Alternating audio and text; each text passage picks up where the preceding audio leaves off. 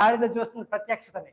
గాడిదలో ఉన్న లక్షణం ఏంటంటే, గాడిద ఆ ప్రత్యక్షతను చూడడానికి గల కారణం ఏమిటంటే, ఇంకా కొట్టడానికి సిద్ధపడుతుంటే అక్కడ మాట్లాడేది ఎవరు లేదు, గాడిద మాట్లాడారు. బిలాము నీవు నా మీద తిరుగుబడితివి. అబ్బా, గాడితో మాట్లాడుతున్నాడు. గాడిది ఏంటి, గాడితో మాట్లాడుతున్నాడు. ఇదే నువ్వు మాట్లాడుతున్నాడు, ఆశ్చర్యపోవాలి కదా.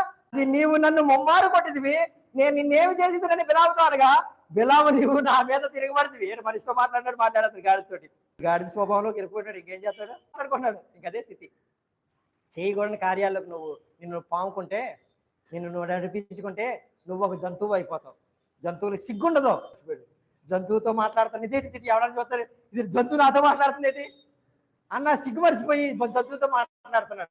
గాడిద ఏమంటుందంటే, నీ దగ్గరికి నేను వచ్చిన కానుండి నీ దానిని కాదా, నీకు ఎప్పుడైనా నేను ఎలా చేశానా, నేను అవునవును అంటున్నాడు. మనం విధేయత చూపిన గాడిద కాబట్టి ప్రత్యక్షత చూడగలిగింది. ఎస్, ఇది నాన్న నీ జీవితంలో జరగాలి అని కోరుకుంటున్న ప్రత్యక్షత నువ్వు చూడగలగాలి అంటే మన యజమానుడైన యేసయ్యకి విధేయత చూపేవాడిగా ఉండాలి.